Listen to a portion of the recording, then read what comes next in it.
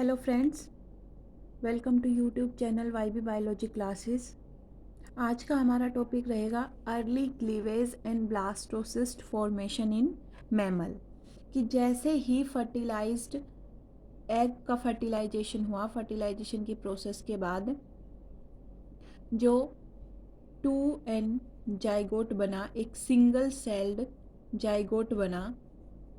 इस जाइगोट के अंदर कौन कौन से चेंज आएंगे कि जैसे क्लीवेज होगा इसके अंदर, फिर इससे मोरूला बनेगा, ब्लास्टूला बनेगा, वो सारे स्टेप हमें पढ़ने हैं।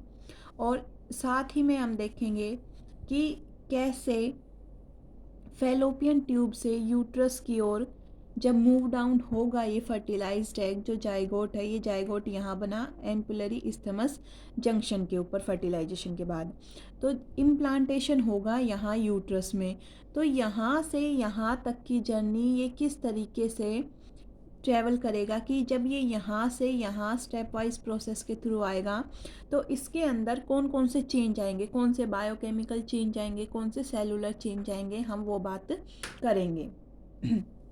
तो जो फर्टिलाइजेशन का जो प्रोडक्ट है जिसे हम जाइगोट बोलते हैं, वो एक सिंगल सेल्ड और 2n मतलब डिप्लॉयड क्रोमोसोम सेट है इसके अंदर। जैसे ही यहाँ पर फर्टिलाइजेशन हुआ, जाइगोट बना, उससे अगले ही दिन इस जाइगोट के अंदर सेल डिवीज़न स्टार्ट हो जाएगा। From first day of fertilisation ये सेल डिवीज़न स्टार्ट कर देगा और अल्टीमेटली ये फॉर्मेशन करता है ब्लास्टूला की। और मैमल्स के ब्लास्टूला का एक पर्टिकुलर नाम होता है जिसे हम क्या बोलते हैं, ब्लास्टोसिस्ट। जो ये माइटोटिक डिवीज़न है, सेल डिवीज़न है, मेनली माइटोटिक डिवीज़न होंगे, माइटोसिस होगी। तो जो ये माइटोटिक डिवीज़न है उन्हें एक पर्टिकुलर नाम दिया जाता है, हम उन्हें बोलते हैं क्लीवेज। क्लीवेज क्या है? क्लीवेज है repeated series of repeated mitotic division. थोड़ी सी हम क्लीवेज के बारे में बात करते हैं। हमें पहले पता होना चाहिए कि क्लीवेज होता क्या है, कि भाई कैसे ये जो जाइगोट है ये एक सिंगल सेल से इसमें 2 सेल बनेंगी, फिर 2 सेल से ये 4 सेल बनेंगी। तो जो प्रोसेस है पहले हमें उसके बारे में थोड़ा पता होना चाहिए। क्लीवेज के बारे में सबसे पहले फर्स्ट टाइम क्लीवेज को ऑब्जर्व किया था 1738 में फ्रोक के जाइगोट के अंदर, और जिन्होंने किया था उनका नाम था स्वेमर्डम।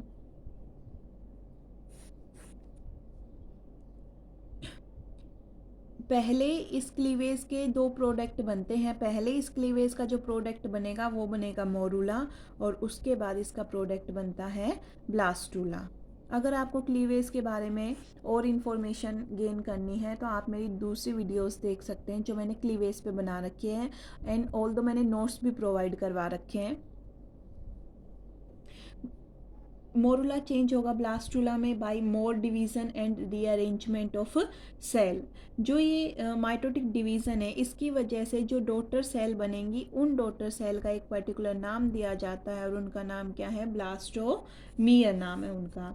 फिर जो ये ब्लास्टोमियर्स हैं ये एवरेज साइज़ की बनती हैं, इनका साइज़ इंक्रीज ज़्यादा नहीं होगा, कोई ग्रोथ फेज़ नहीं होता जब क्लीवेज चलता है उस ड्यूरिंग।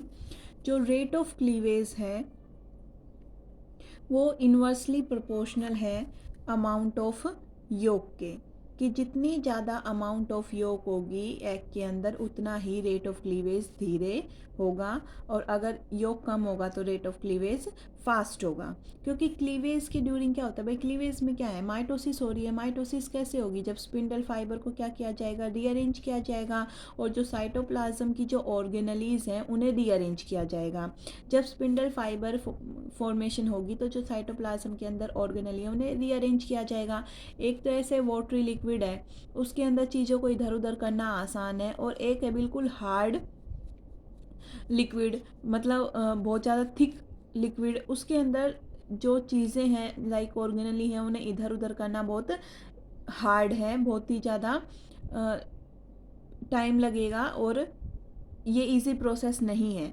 लेकिन साइटोप्लाज्म के अंदर ऑर्गेनेलीज को इधर उधर करना काफ़ी ईजी टास्क है। इसलिए जहाँ पर साइटोप्लाज्म होगा वहाँ पर जो क्लीवेज फरो है उसकी स्पीड तेज होगी, और जहाँ पर योक आ जाएगा वहाँ ही ये जो रेट ऑफ क्लीवेज है इसकी स्पीड कम हो जाएगी। इसके अलावा जो ये रेट ऑफ क्लीवेज है अमाउंट ऑफ योक के अलावा ये इन्वर्सली प्रोपोर्शनल है टाइम फॉर इंटरफेस, कि जितना ज़्यादा इंटरफेस होगा उतना ही रेट ऑफ क्लीवेज कम होगा।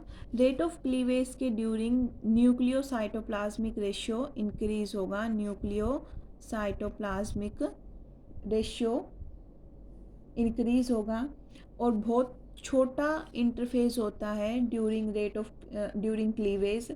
और इसके अलावा डीएनए सिंथेसिस फास्टर होगा। और क्लीवेज दो तरीके के होते हैं, एक तो सिंक्रोनस और एक एसिंक्रोनस।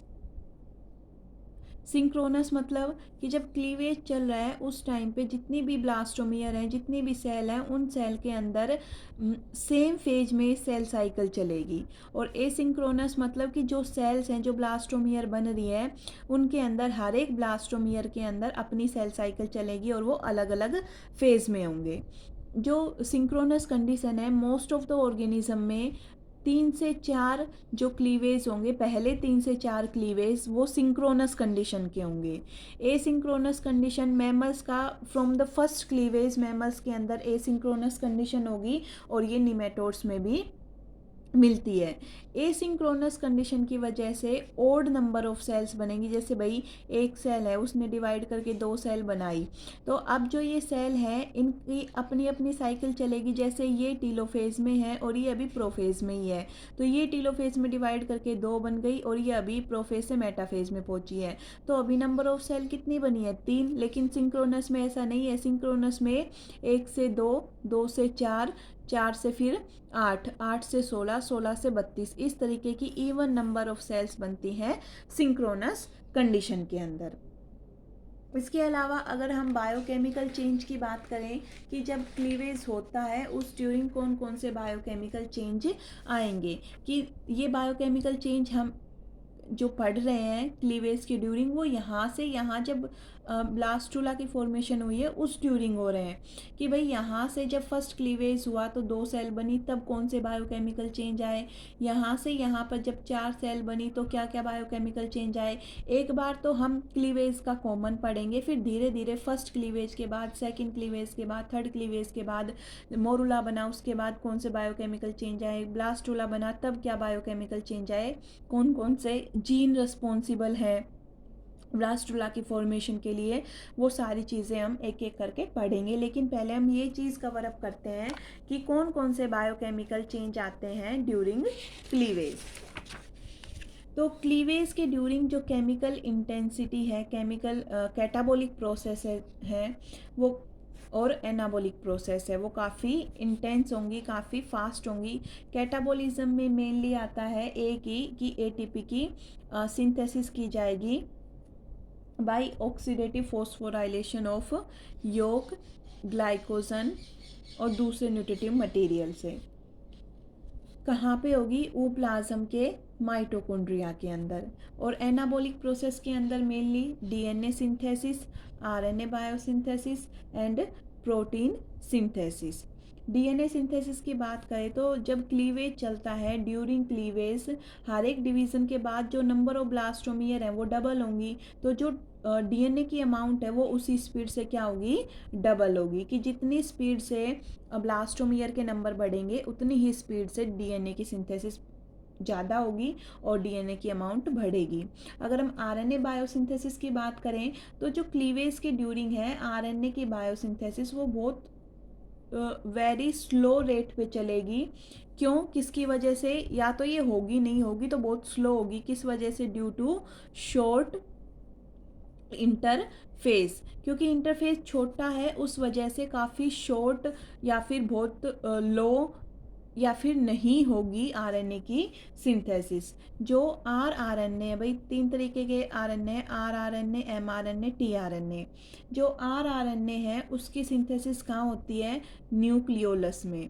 न्यूक्लियोलस में इसकी सिंथेसिस है, बट ये न्यूक्लियोलस तो क्लीवेज के ड्यूरिंग एब्सेंट है, ये प्रेजेंट ही नहीं है, तो आरआरएनए की सिंथेसिस ही नहीं होगी।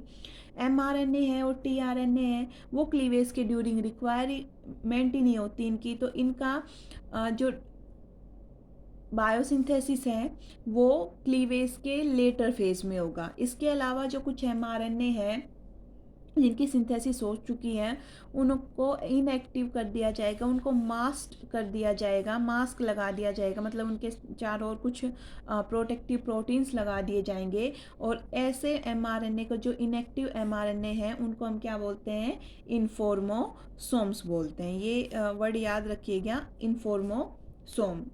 फिर प्रोटीन्स बायोसिंथेसिस की अगर हम बात करें तो फर्टिलाइजेशन होते ही प्रोटीन की सिंथेसिस स्टार्ट हो जाएगी और ये ड्यूरिंग क्लीवेज कंटिन्यू रहेगी। मेनली 3 टाइप ऑफ प्रोटीन की सिंथेसिस होती है during cleavage. First one is structural protein, की जो स्ट्रक्चर बनाते हैं, जैसे कि histone protein, tubulin protein, cell membrane को बनाने वाले प्रोटीन। दूसरे कौन से बनेंगे? एंजाइमेटिक प्रोटीन, की ऐसे प्रोटीन जो एंजाइम की तरह काम करेंगे। जैसे जब डीएनए रेप्लिकेशन हो रही है तो डीएनए पॉलीमरेज, और इसके अलावा राइबो न्यूक्लियोटाइड रिडक्टेज, बहुत सारे एंजाइम बनते हैं। तो मैंने कुछ 2 नाम ही लिखे हैं, वरना डीएनए रेप्लिकेशन के ड्यूरिंग जितने एंजाइम बनते हैं वो सारे नाम लिख सकते हैं हम यहाँ। फिर इसके अलावा बनते हैं कुछ कॉन्जुगेटेड प्रोटीन्स। ये मेनली एम्ब्रियोनिक डेवलपमेंट के ड्यूरिंग जो डीएनए से रिलेटेड एसोसिएटेड बिहेवियर है उसमें काम आते हैं कॉन्जुगेटेड प्रोटीन्स। तो क्या क्या बायोकेमिकल चेंज आए ये हमने बात की। फिर जो हमारा मेन टॉपिक है कि क्लीवेज इन मैमल्स, क्लीवेज होगा, उसके बाद मोरुला बनेगा, उसके बाद ब्लास्टुला बनेगा। अब हम उस चीज़ पे आते हैं। तो पहले एक डायग्राम के थ्रू मैं थोड़ा सा बताऊंगी।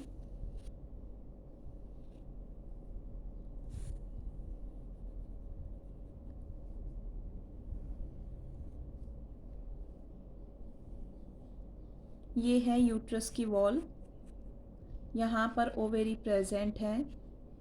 ये है फिम्ब्री, इन्फंडिबुलम, एम्प्यूला, इस्थमस। जब यहाँ ओवेरी से ओव्यूलेशन के ड्यूरिंग सेकेंडरी oocyte रिलीज किया जाएगा, वो इन फिम्ब्री की हेल्प से इस ओविडक्ट के अंदर भेजा जाएगा, क्योंकि यहाँ और फर्दर क्या है, यहाँ सीलिया है। फिम्ब्री से इस टाइप से फिम्ब्री प्रेजेंट होती है, जैसे हम बॉल को कैच करते हैं ना, उस टाइप से। फिर जो यहाँ पर सेकेंडरी oocyte है उसे ये फिम्ब्री कैच करेंगी और अंदर की ओर लेके आएंगी। Infundibulum part of fallopian tube, यहाँ पर क्या है, यहाँ पर ये नंबर ऑफ सीलिया प्रेजेंट है। तो जो ये नंबर ऑफ सीलिया है ये इन्हें आगे की ओर मूव करवाएंगे, इस एग को, सेकेंडरी oocyte को। जब ये सेकेंडरी oocyte यहाँ एम्पुलरी इस्थमस जंक्शन पे प्रेजेंट है, तब अगर स्पर्म आता है तो वो स्पर्म इसे फर्टिलाइज करेगा। फर्टिलाइज करने के बाद क्या बनता है? एक single celled zygote.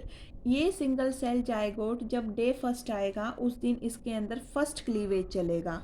First cleavage के बाद जो प्रोडक्ट बनेगा उसमें 2 ब्लास्टोमियर्स बनती हैं। जो ये 2 ब्लास्टोमियर हैं ये क्या करेंगी, फर्दर इनमें सेकंड क्लीवेज चलेगा। कि ये सेकंड डे की बात है। थर्ड और फोर्थ डे के ड्यूरिंग क्या होगा कि इसमें क्या होंगी, 2 सेल से 4 सेल बनी। फिर फोर्थ डे पे क्या होगा कि ये 4 से 8 सेल बनेंगी। जब ये 8 सेल स्टेज में है तो इसे हम बोलते हैं morula, solid ball like structure morula बोलेंगे। फिर ये मोरुला के अंदर जो 8 सेल हैं वो फर्दर डिवाइड करेंगी, अपने साइज़ को बढ़ाएंगी और ये 16 सेल स्टेज बनेगी डे 5 पे। जो ये 16 सेल स्टेज है बाद में ये 32 सेल स्टेज में कन्वर्ट होगी, जिसमें ये क्या बनेगा, ब्लास्टुला। ये बाहर ट्रोफोब्लास्ट, ये इनर सेल मास, अंदर ब्लास्टोसील कैविटी। ये चीज़ें अभी हम डिस्कस करेंगे कि कैसे ये ब्लास्टुला बना, कैसे मोरुला बना, फर्स्ट क्लीवेज कैसा हुआ, सेकंड क्लीवेज कैसा हुआ। उसके बाद ये 6th डे हुआ, 6 to 7th डे। फिर इसका होगा इम्प्लांटेशन, ये होगा इसके साथ अटैच, इस यूट्रस की वॉल के साथ इसका अटैचमेंट होगा। ये है partially implanted blastula during 8th और 9th डे। ये है यूट्रस की कैविटी, ये पूरी यूट्रस की कैविटी है।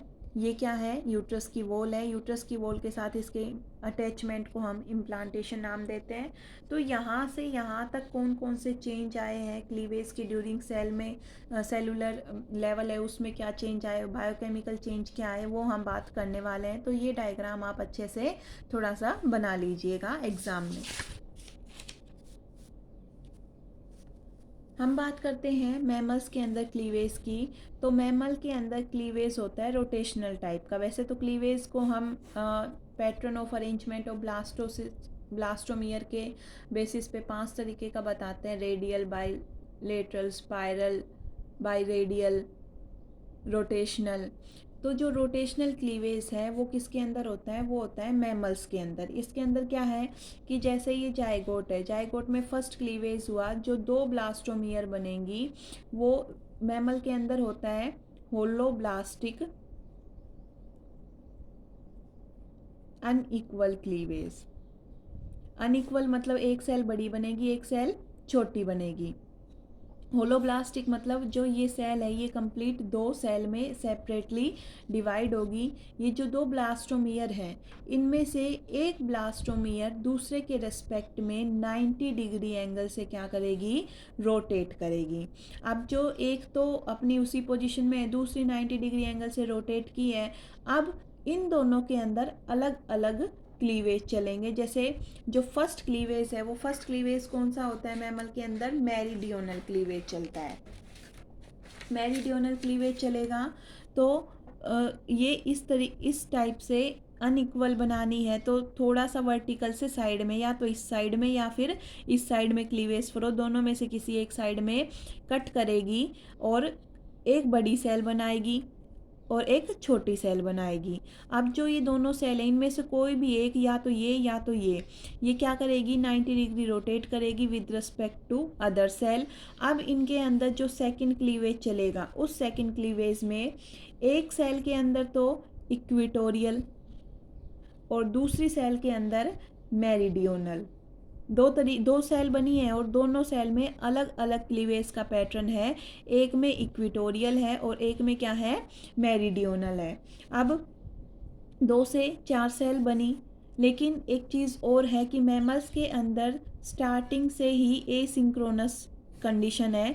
तो जो ये सेल्स हैं ये अपनी अपनी सेल साइकिल के अलग अलग फेज़ में चलेंगे। तो जैसे ही ज़रूरी नहीं है कि यहाँ 2 से 4 ही बने, यहाँ 2 से 3 भी बन सकती है। जैसे ये जो सेल इक्वेटोरियल प्लेन से कटी वो जल्दी डिवाइड करके 2 में कन्वर्ट हो गई, और जो ये मेरिडियोनल वाली है इसके अंदर सेल साइकिल पीछे चल रही है, थोड़ी स्लो चल रही है, तो ये 1 में रही। तो एक स्टेज ऐसा आता है कि ये 3 सेल भी रहेंगी और फिर ये 3 से फिर कन्वर्ट होती हैं ये 4 के अंदर। थोड़े टाइम पीरियड के लिए 3 सेल में भी ओड कंडीशन में भी रह सकती हैं। फिर जो थर्ड क्लीवेज होगा, थर्ड क्लीवेज के बाद ये 4 सेल कन्वर्ट होती हैं 8 सेल के अंदर। ये में भी 7 भी हो सकती है क्योंकि भाई ज़रूरी नहीं, 6 भी हो सकती है कि सारी सेल एक ही साथ डिवाइड करें। तो कहने का मतलब है कि जो एंड रिजल्ट है, हमें एंड रिजल्ट चाहिए, वो क्या होगा, 8 सेल। इसी ड्यूरिंग क्या चलेगा कि जो जाइगोटिक जीनोम है, जाइगोट के अंदर जो जीनोम है वो क्या हो गया है, एक्टिवेट हो गया, कि अर्ली क्लीवेज के ड्यूरिंग वो एक्टिवेट हो गया। अब उसका क्या होगा, ट्रांसक्रिप्शन चलेगा। ट्रांसक्रिप्शन के बाद वो ट्रांसलेशन से प्रोटीन्स बनाएगा। जो प्रोटीन क्लीवेज के ड्यूरिंग जो भी नए चेंज आए हैं उनके लिए हेल्पफुल हैं। ये प्रोटीन डेवलपमेंट की प्रोसेस में हेल्पफुल हैं और ये क्लीवेज भी परफॉर्म करवाएंगे। अब ये 8 सेल का जो स्ट्रक्चर बन गया, इस तरीके से ये 8 सेल का जो स्ट्रक्चर बना है, इस 8 सेल के स्ट्रक्चर में अब चलेगा कॉम्पैक्शन। एक प्रोसेस चलेगी जिसे हम क्या बोलते हैं, कॉम्पैक्शन। तो ये एक स्टेप वाइज प्रोसेस है, आप थोड़ा इसे स्टेप वाइज ही ध्यान रखें कि अब इसमें क्या होगा, कॉम्पैक्शन होगा। कॉम्पैक्शन क्या है कि जो पहली बात तो ये कि मैमेलियन जो एग है वो सबसे एनिमल किंगडम में सबसे छोटा माना जाता है, और जो कॉम्पैक्शन है ये मोस्ट क्रूशियल स्टेप है मैमेलियन क्लीवेज का। जैसे जो माउस की ब्लास्टोमियर है, उन वो क्या करेंगी कि भाई पहले वो जो 8 है वो ऐसे लूज अरेंजमेंट से इस तरीके से अरेंज है। अब थर्ड क्लीवेज के बाद जो ये 8 ब्लास्टोमियर है, इनके अंदर इनके बिहेवियर में कुछ स्पेसिफिक चेंज आएंगे। वो स्पेसिफिक चेंज क्या आएंगे कि अब सेल अडहेसन प्रोटीन्स एक्सप्रेस किए जाएंगे। कौन से सेल अडेशन प्रोटीन, देखो ये एक बायोकेमिकल चेंज ही है कि सेल अडेशन प्रोटीन्स, ये भी एक बायोकेमिकल चेंज ही है कि जो सेल अडेशन प्रोटीन्स हैं, जैसे कि मैं एग्जांपल दूं, ई कैदरीन, इनका क्या होगा, एक्सप्रेशन होगा, और इनकी वजह से जो ब्लास्टोमियर हैं वो एक दूसरे के साथ हडल टुगेदर होंगी, मतलब एक दूसरे के साथ वो रीअरेंज होंगी, चिपकेंगी, अडेसिवनेस शो करेंगी, और एक कॉम्पैक्ट, इस तरीके से एक कॉम्पैक्ट बॉल लाइक स्ट्रक्चर की फॉर्मेशन करेंगी। और इस कॉम्पैक्ट बॉल लाइक स्ट्रक्चर को हम क्या बोलते हैं, मोरुला। इसकी कुछ करेक्टरिस्टिक हैं कि जैसे जो सेल खुद को बाहर की साइड में, आउटर साइड में क्या करेंगी, आउटसाइड जो सेल हैं जो खुद को आउटसाइड रखेंगी, वो वाली सेल टाइट जंक्शन के थ्रू खुद को चिपका के रखेंगी एक दूसरे से, और एक तरीके से कि सील बना देती हैं कि कुछ भी एक प्रोटेक्टिव लेयर बना देंगी, एक सील की तरह ये काम करेंगी। लेकिन जो सेल हैं, ये स्फीयर के अंदर जो सेल्स हैं, उन सेल के अंदर गैप जंक्शंस प्रेजेंट है, ठीक है। और इन गैप जंक्शन की वजह से जो छोटे छोटे स्मॉल मॉलिक्यूल्स हैं या फिर जो आयंस हैं वो इन सेल के अंदर आपस में एक दूसरे में पास हो सकते हैं। अब जो ये 8 सेल स्टेज है, इसमें क्या होगा, डिवीज़न होगा, और डिवीज़न करके ये बनाएगा 16 सेल्ड स्टेज मोरुला का। मोरुला 8 to 16 सेल स्टेज तक चलेगा, और इसे क्या बोलते हैं, सॉलिड बॉल लाइक स्ट्रक्चर। इस मोरुला के अंदर जो 16 सेल्स हैं उसमें दो तरीके की सेल्स मिलेंगी, small group of internal cell, जो कि आगे चल के क्या बनाएंगी, ICM इनर सेल मास, और ये small group of internal cell मिलेंगी surrounded by large group of cell external cell, जिन्हें हम क्या बोलते हैं, बाद में ये चल के ट्रोफोब्लास्ट की फॉर्मेशन करेंगी। कौन सी सेल ट्रोफोब्लास्ट बनेगी, कौन सी सेल इनर सेल मास बनेगा, ये पहले ही जब फर्स्ट डिवीज़न हुआ था ना, उसके बाद जो 2 सेल स्टेज आई थी, तब ही ये डिसाइड हो गया था कि कौन सी सेल आगे चल के किसकी फॉर्मेशन करेंगी। जो ये फर्स्ट डिसीजन हुआ था उस टाइम पे OCT4 और CDX2 जीन्स का एक्सप्रेशन हुआ था कि ये जीन इसको एक्सप्रेस करवाएगा और ये जीन इसको एक्सप्रेस करवाएगा, ये एक दूसरे के एनहेंसर ट्रांसक्रिप्शन फैक्टर की तरह काम करेंगे। अब इन जीन का एक्सप्रेशन क्या करता है कि ट्रोफोब्लास्ट और ICM को बनाएगा कि भाई ये डिसाइड करेंगे, ये जीन इनका एक्सप्रेशन डिसाइड करता है कि कौन सी सेल ट्रोफोब्लास्ट बनेगी और कौन सी सेल ICM बनेगी। ये था फर्स्ट डिवीज़न के बाद, फर्स्ट डिसीज़न। सेकंड डिसीज़न जब लिया जाएगा तो उसमें क्या होगा, सेकंड डिसीज़न के अकॉर्डिंग कि ICM की हर एक सेल को या तो नैनो एक्सप्रेस करना पड़ेगा या फिर गाटा 6 एक्सप्रेस करना पड़ेगा, कि ICM की हर एक सेल को फर्स्ट डिसीजन लिया था तब तो ये कहा था कि OCT4 और CDX2 एक्सप्रेस होंगे, जो कि ये बताएंगे कि कौन सी सेल ट्रोफोब्लास्ट बनेगी, कौन सी ICM बनेगी। और जब सेकंड डिसीजन लिया था तो ICM क्या एक्सप्रेस करेगा, नैनो को या फिर गाटा 6 को, ताकि जो ICM है वो अपनी प्लूरीपोटेंसी को मेंटेन रख सके, उसकी पावर सारी सेल बनाने की वो रख सके। ब्लास्टोसिस्ट की फॉर्मेशन से पहले, कि ब्लास्टोसिस्ट की फॉर्मेशन अभी नहीं हुई है, जस्ट मोरुला ही है, तो ब्लास्टोसिस्ट की फॉर्मेशन से पहले जितनी भी ब्लास्टोमियर हैं, जो ये 16 ब्लास्टोमियर हैं, ये ब्लास्टोमियर CDX2 एंड OCT4 इन दोनों ट्रांसक्रिप्शन फैक्टर को एक्सप्रेस करेंगी। एक बार अगर डिसीजन ले लिया कि भाई इस 16 सेल के बाद जो 32 सेल स्टेज बनेगी उसमें कौन कौन सी सेल ट्रोफोब्लास्ट हैं और कौन कौन सी इनर सेल मास है, तो एक बार ये डिसीजन ले लिया कि ट्रोफोब्लास्ट और ICM बनाने का, तो ये जो सेल्स है ना CDX2 और OCT4 को एक्सप्रेस करने के बजाय ये अलग से 3 ट्रांसक्रिप्शन फैक्टर को एक्सप्रेस करेंगी। उन 3 ट्रांसक्रिप्शन फैक्टर का नाम क्या है? वो है OCT4, SOX2 एंड NANOG। जो ये तीनों ट्रांसक्रिप्शन फैक्टर हैं, ये ICM की प्लूरी पोटेंसी के लिए रिस्पॉन्सिबल हैं। जो OCT4 है और SOX2 है, ये दोनों नैनोक को एक्टिवेट करेंगे। नैनोक की सिंथेसिस जैसे बढ़ेगी तो वो खुद का ऑटो रेगुलेशन करेगी, और इनका काम क्या है? ICM की प्लूरीपोटेंसी को मेंटेन करना, कि इन जीन से जो भी प्रोटीन्स बने वो प्रोटीन्स क्या करेंगे? खुद बाइंड होंगे और एनहेंसर की तरह काम करेंगे, खुद के जीन के एनहेंसर की तरह काम करेंगे और अपने एक्सप्रेशन को मेंटेन रखेंगे। काफ़ी टाइम क्या होता है कि ये एक दूसरे के एनहेंसर की तरह भी काम करते हैं और एक दूसरे के एक्सप्रेशन को भी मेंटेन रखते हैं। अगर इनमें से एक जीन भी एक्टिवेट हो गया तो वो बाकी 2 जीन को अपने आप एक्टिवेट करवा देगा। जैसे OCT4 है, इससे जो प्रोटीन बना वो प्रोटीन खुद की तो एनहेंसर की तरह काम कर रहा है, लेकिन वो इसके साथ में SOX2 के एनहेंसर की तरह भी काम करेगा और नैनो के एनहेंसर की तरह भी काम करेगा। इसके अलावा SOX2 है, अगर उसकी सिंथेसिस, उससे जो जीन बना वो SOX2 जीन क्या करेगा कि जो प्रोटीन बना है अपने खुद के एनहेंसर की तरह भी काम करेगा, और OCT4, SOX2 और NANOG इन तीनों के एनहेंसर की तरह भी काम करेगा। इसी तरह NANOG इन तीनों के एनहेंसर की तरह काम करेगा। बाकी इसके अंदर एक स्टेप और है, कैविटेशन ब्लास्टुला फॉर्मेशन, वो हम अगली वीडियो में बात करेंगे। Thank you for watching my videos.